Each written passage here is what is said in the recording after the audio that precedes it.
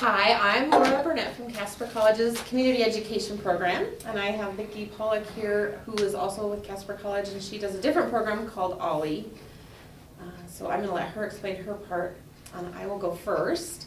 I hire instructors, come up with classes, get ideas for the part of our under continuing education, which is non-credit, and we kind of call them the fun classes. So it's people who just want to learn a new trade, learn to dance, learn to cook, take their dog to obedience class. They're not looking for college credit, they just want to learn something. So they can come up and take all kinds of great fun classes. We have a great program for anybody that is 60 and over, and it's called the Golden Age Scholarship, and it was a fund that was donated, I really don't know, probably over 50 years ago, so that seniors in our community could take these classes at a reduced price. So they're 70% reduced cost. Most of my classes are between probably $30 and $60. You know, a couple of them are higher because they go a long time and they require a lot of supplies. But most of my classes are $30 to $60. So you know, usually you're paying $6, $7, $10 for an exercise class or a sewing class or a cooking class. They really vary in length. Some of them are a couple hours. The cooking, we have a great new cooking teaching kitchen up at the college in our new Gateway building. So we're really trying to explore the culinary classes. And those are just one-time fun classes. You know, panini making or I don't know, lots of, you know, baking breads or whatever. So you just come for the one time for 2 or 3 hours and learn a skill. And those are, like I said, between $30 and $35. So you're really for $6 or $7 getting a good deal. And you get to eat. It's awesome.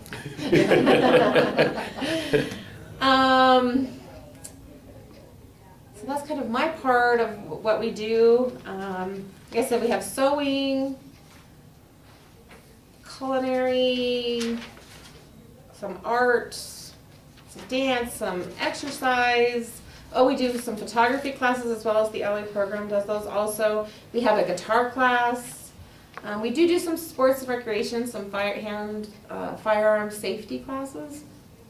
And this spring we're doing fly fishing classes that are really popular. And those are a little more expensive, but still when you're getting $70 or 70% off, it's kind of, you know, it's a good deal for our community. We have on the Casper College website, it's just under continuing education, you can find both of our programs because it's kind of confusing. But anything that's non-credit, just for fun, just for learning, is kind of what we do. And so I'll hand it over to Vicki to talk about her program. Okay, I run the OLLI program, and we've been around for about 9 years. We started out in 2007 with, we offered like 6 classes, and we had 37 members, I think. And we now offer over 40 classes, and we are sitting right around 500 members. It kind of fluctuates a little bit.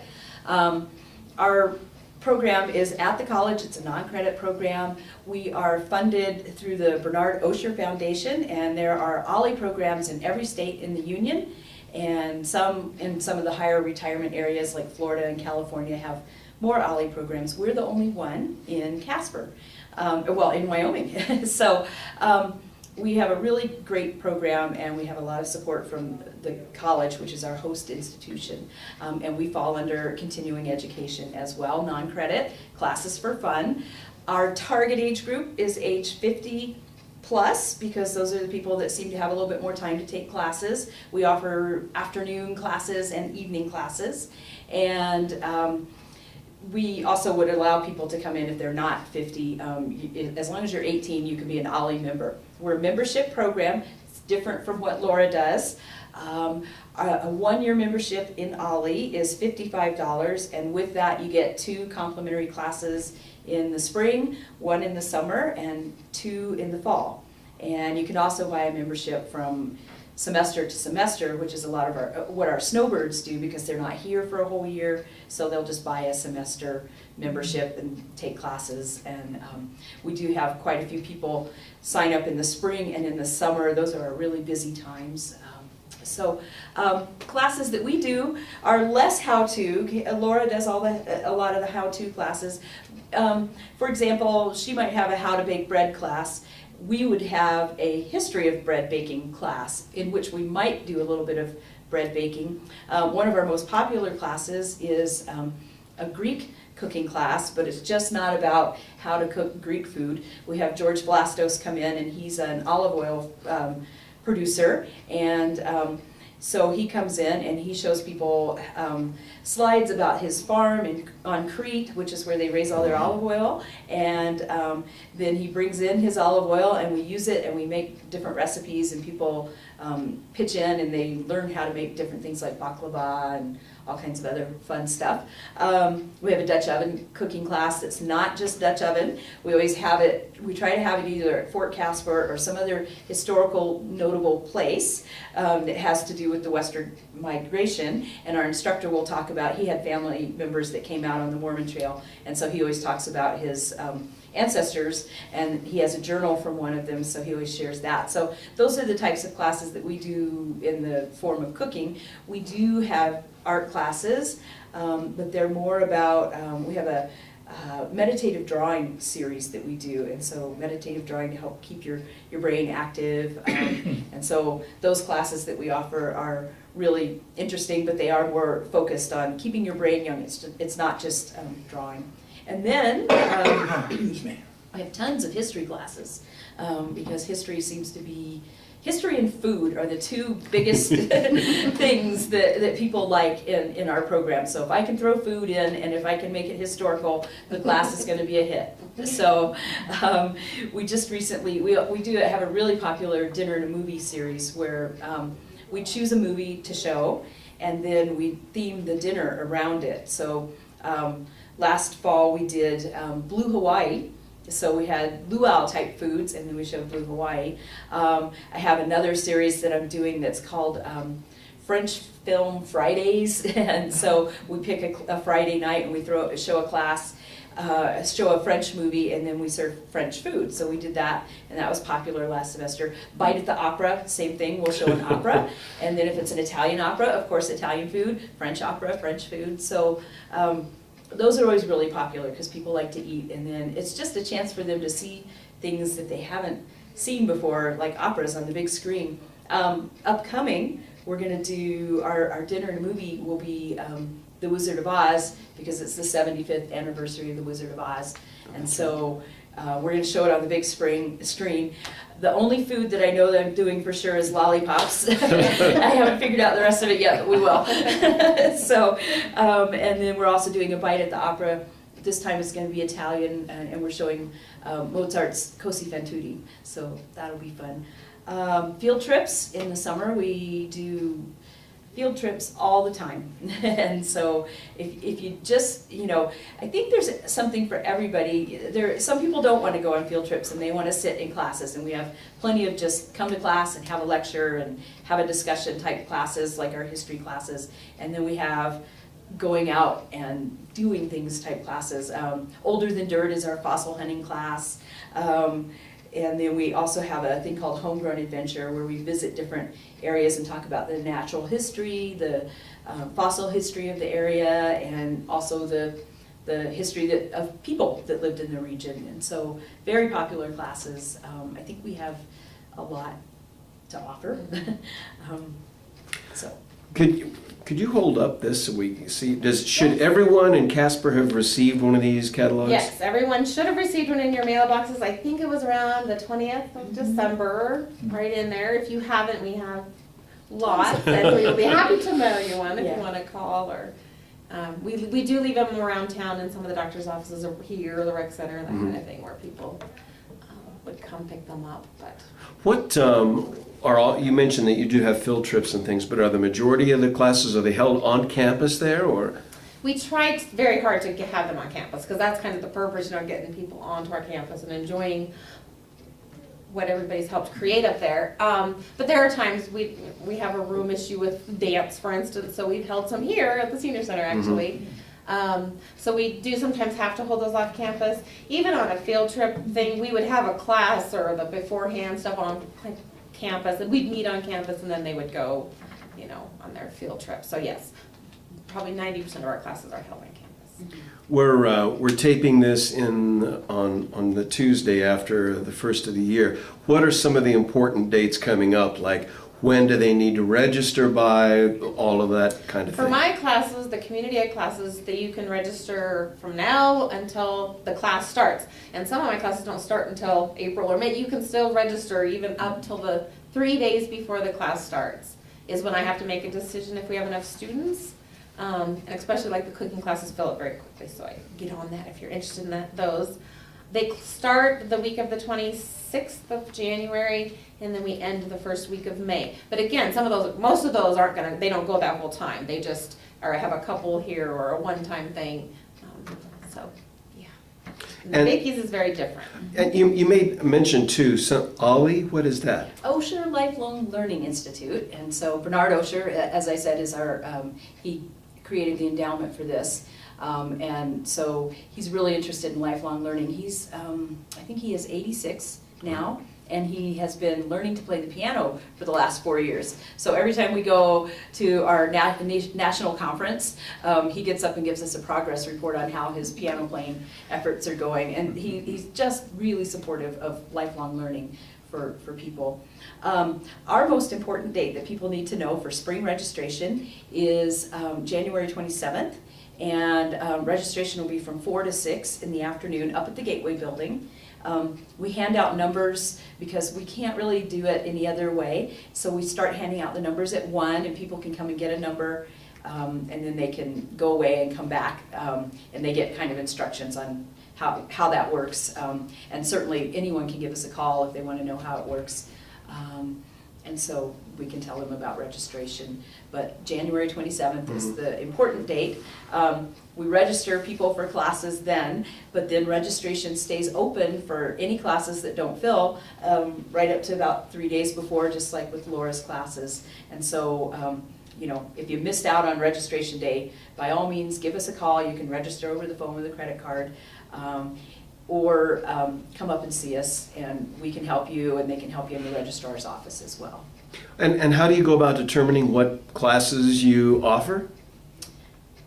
I kind of do people will say, hey, could you teach a class on, knitting and crocheting? And so then I work to find an instructor to do that. So a lot of times it's people coming in and asking, yes, or somebody will come up and say, hey, I just learned how to do, bake sourdough bread, could I teach for you? So it kind of works both ways.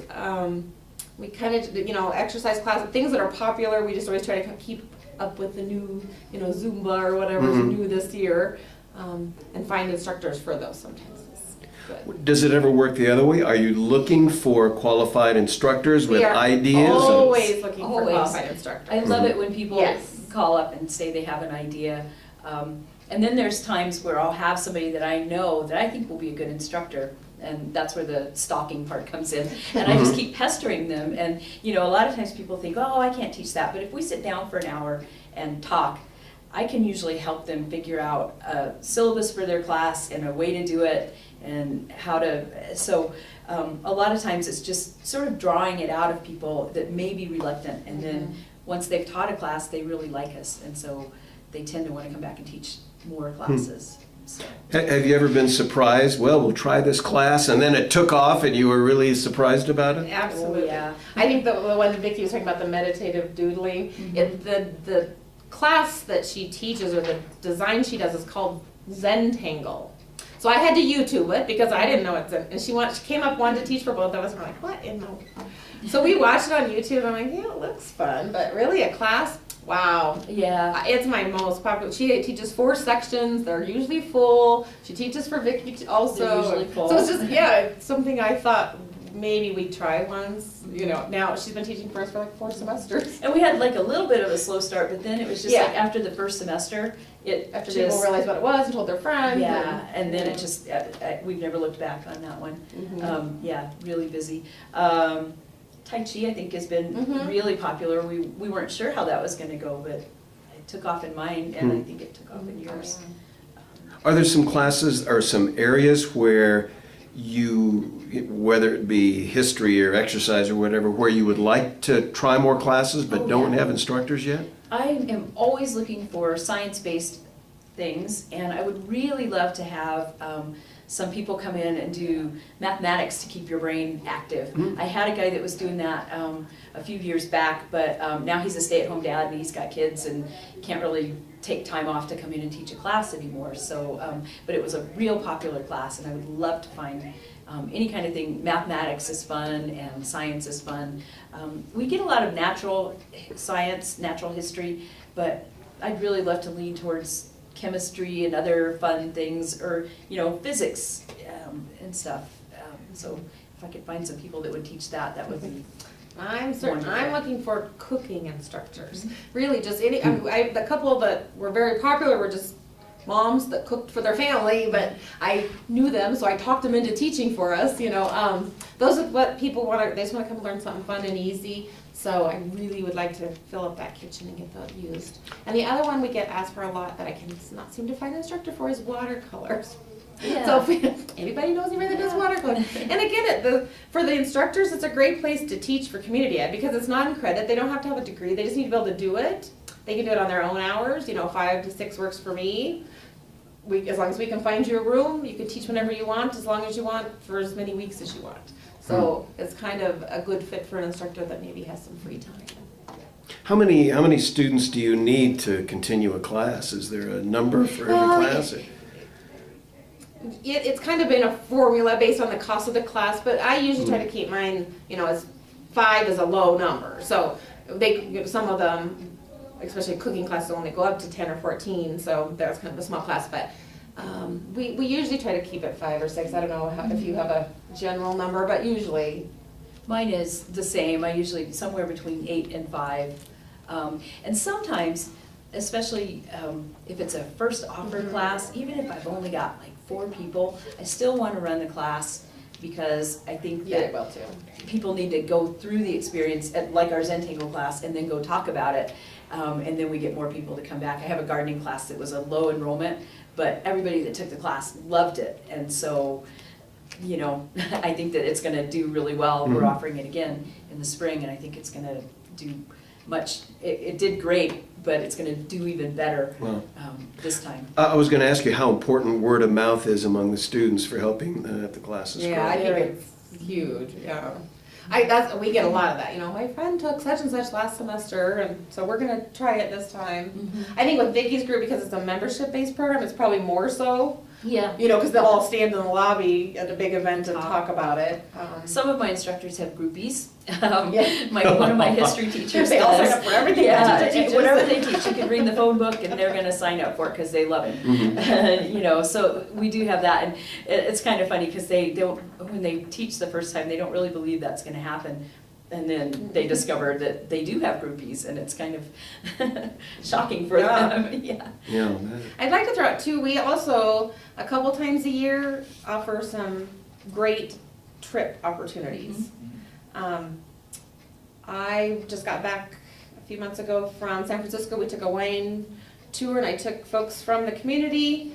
We went on up in Napa Valley and up there for 5 or 6 days. And a couple years ago, we went to Greece to see the Velastos farm, and we are going again next January. It's a wonderful opportunity. It's 14 days on his, not the whole time on his farm, but we do visit his farm and harvest the olives and see how that whole process works. So we're doing that again, and then Vicki's done. We're trying to space them out, but mine's for anybody. But I do tend to get retired folks because they're the ones that can take off for 14 days. Yeah. So, but Vicki also. And that's probably not a $7 class, too. It's really not. Yeah. And you don't get 70% off. Yeah. No. And mine was recently, before she went to California back in April, we did what was called a Music Cities tour. So we did New Orleans, Nashville, and Memphis, and that was a lot of fun. So this time, very popular. This time we're going to go to Canada, and we're doing Montreal and spending time in Quebec, and also Ontario. So we'll be all up in that area, taking some boat cruises, doing walking tours. Food will be involved, as always. And so we do those classes.